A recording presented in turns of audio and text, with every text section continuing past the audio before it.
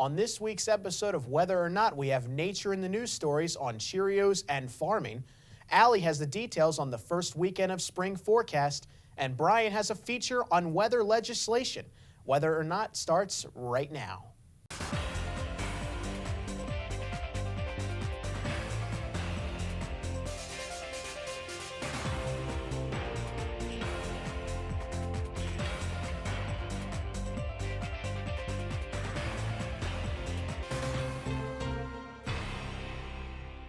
Welcome to this week's episode of Whether or Not. I'm your host, Colby McCabe. And I'm your forecaster, Allie Debicki. Well, Allie, we were certainly feeling winter's presence this past week, but we are expecting a shift. Yes, we saw temperatures really getting down there for the midweek here, really hovering around the freezing point, but with those winds, it actually felt a lot cooler. But as we head into the weekend, we're tracking some milder warmth coming through the region here of Happy Valley. Well, I'm certainly looking forward to that, and you'll have more details with that in your forecast coming up. And now let's go to Nature in the News.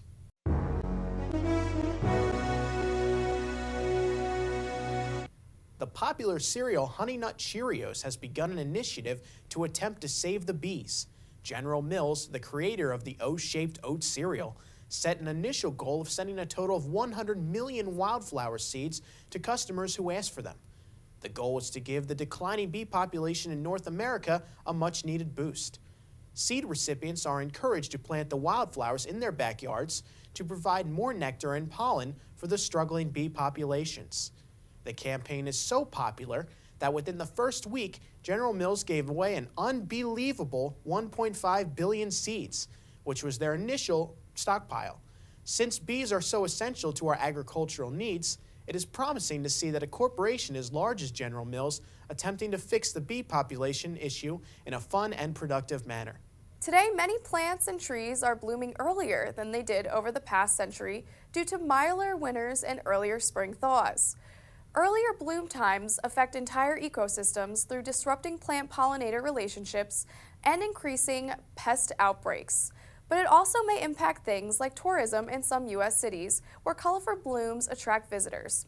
The National Cherry Blossom Festival in Washington, D.C. utilizes these early blooms. The festival brings more than 1.5 million visitors to the area every year during the peak bloom time, over 3,000 cherry trees.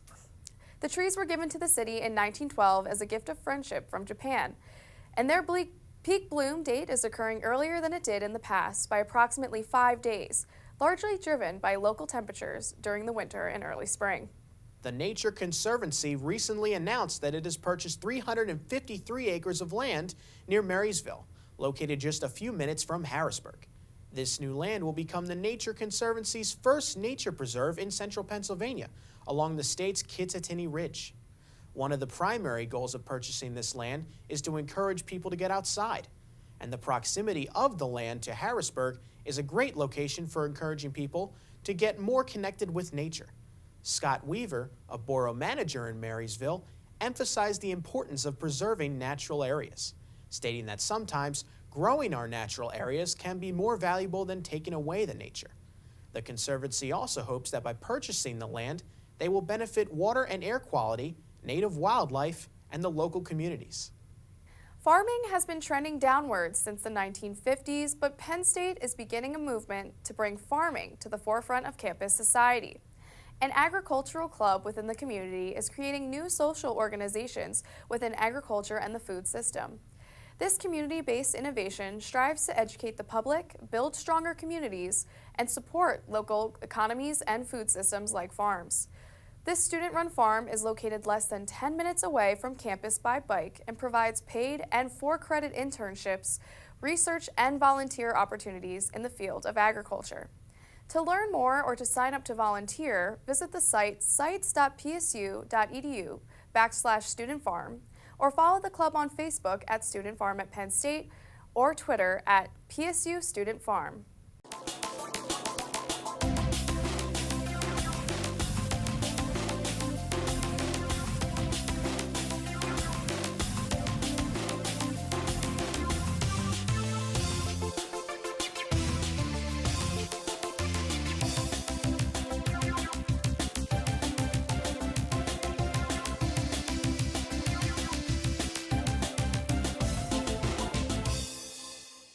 Spring has sprung here in State College, but our temperatures really were not in line with that earlier on this week. Wednesday, we saw temperatures barely making it out of the low 30s, but I have some good news. We're actually going to be trending warmer as we head into the weekend. Taking a look at Friday, we do have a warm front just to our south, and that's going to bring some wet weather towards the area.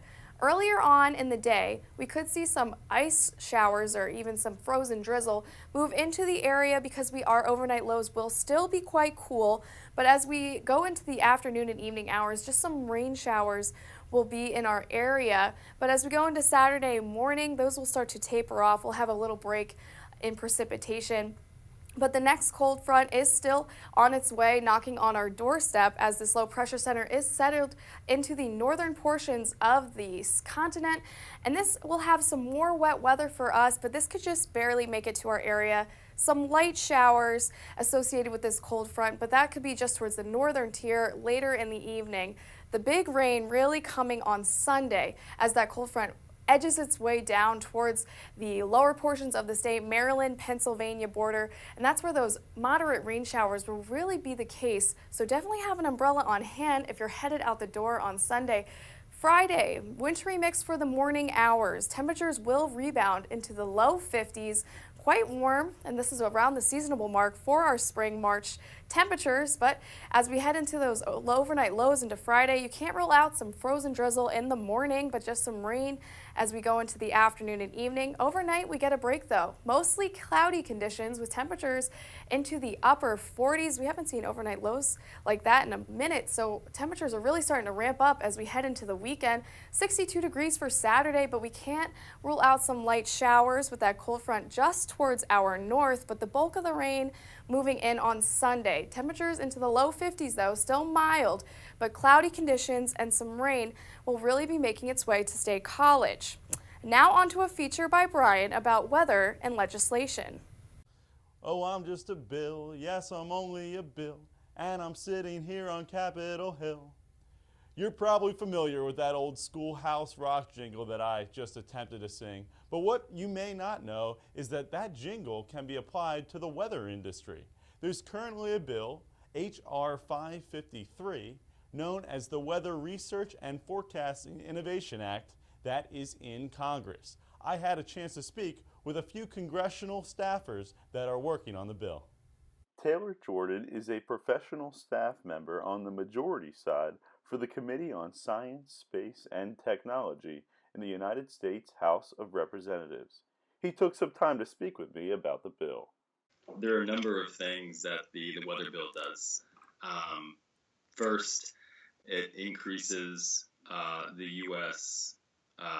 Funding for weather research, and we see that as being vital to helping protect American lives and property.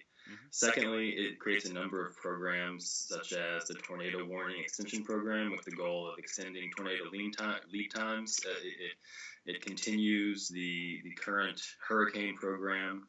It requires NOAA to undertake different types of assessments to assess how their observations are done, what uses do they have, what are the economics of those assessments. In addition, the bill looks to extend our forecasting capabilities, but stops short of delving into climate. So short term, and we also have medium term. We don't do long term, which gets into the climate field, but we also do medium term, which is the seasonal forecasting, and that's being undertaken through NWS, the National Weather Service, and OAR as well. So where exactly does the money come from? A lot of the money that's in the bill comes from NOAA's OAR, which is their Oceanic and Atmospheric Research Division, basically their research office. The bill also looks to incorporate the private sector into one of NOAA's core competencies. One of the most exciting things is the push to make NOAA consider commercial options for their weather observing systems. We do have a pilot program for NOAA to enter into agreements with private sector companies and test and validate the data that they provide.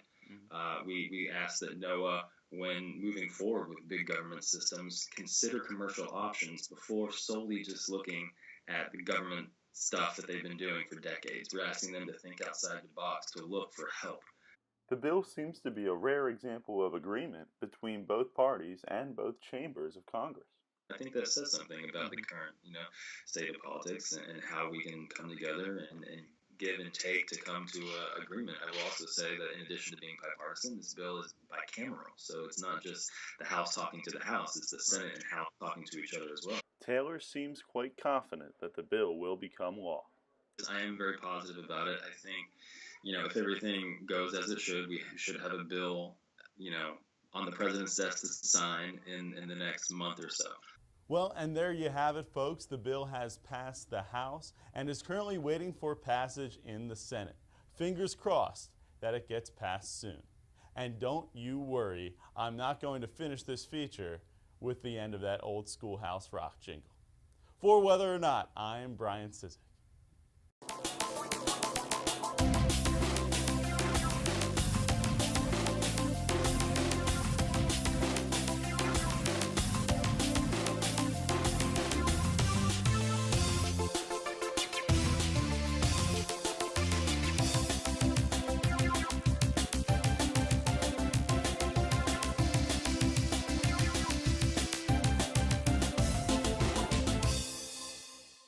We're trending warmer for the weekend. We'll see temperatures into the upper 50s and even for the upcoming week. But with this warmth, we will see some rainier conditions.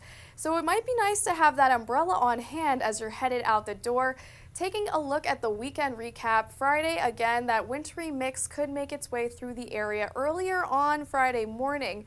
But by the afternoon and evening hours, when our temperatures really rise into the low 50s, we could see that change to rain and just continue on into the afternoon and evening hours. We will dry out Friday afternoon. And then as we go into Saturday, we'll start to see temperatures rise 10 degrees above the average, 62 degrees for the high with light showers. As we said, that cold front is just above Pennsylvania, so if it edges in, you can't rule out a stray shower for your Friday. Mostly cloudy conditions. And then Sunday, another warm day, 52 degrees, more towards the average of 50 degrees, with the bulk of the rain really moving in for Sunday. Now, spring is finally here, and we're going to see temperatures well into the 50s for the start of our week. Monday, we'll see temperatures even above that, 61 degrees. That's 10 degrees above the average. With rain showers moving through the area, this disturbance will stay here from Monday into Tuesday, so light rain showers for the beginning of the work week. And temperatures still high for your Tuesday into the upper 50s. Wednesday, we get a break from precipitation, just some cloudy skies. Temperatures will drop below to 53 degrees, a little closer to what we would expect for this time of year, more seasonable. Thursday, sun really comes out. We'll have those temperatures ramp back up into the upper 50s. And then Friday, another beautiful day to really get out and enjoy, temperatures into the upper 50s. Well, thank you, Allie, for that forecast. It looks like it's finally starting to feel like spring, as it should this time of year. Yes, next weekend our temperatures are going to rebound into the 50s, even upper 50s, but you can't rule out some of those spring showers if you're heading out the door for class or work, so it might be good to keep an umbrella on hand. Well, I'll certainly keep that in mind. Early on in the show, we asked you in the Weather Whiz Quiz, this Monday marked the end of an 11-day streak of below-average highs. When was the last time a cold spell this long occurred? A, April 2014, B, June, July 2015, C, November, December 2015, or D, October 2016. If you guessed B, you are correct. Between June 23rd and July 6th, State College experienced a 14-day streak of below-average high temperatures. The average day during that streak was about 6 degrees below the average. While the latest streak was shorter in length, it surely packed a punch. The average day was about 12 degrees below the average for this March cold spell. That's certainly true. Well, unfortunately, that's all the time we have for this week's episode of Whether or Not. I'm your host, Colby McCabe. And I'm your forecaster, Allie Debicki. Have a great weekend.